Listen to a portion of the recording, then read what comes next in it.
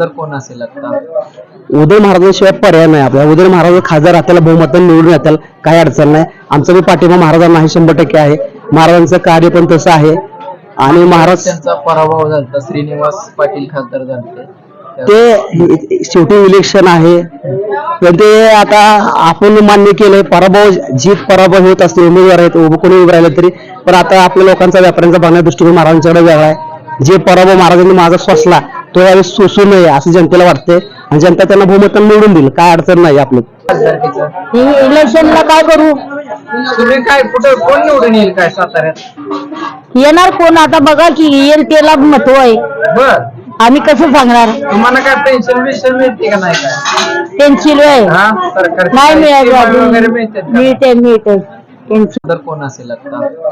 उदय महाराजांशिवाय पर्याय नाही आपल्या. उदय महाराज खासदार आपल्याला बहुमताने निवडून येतील, काही अडचण नाही. आमचा बी पाठिंबा महाराजांना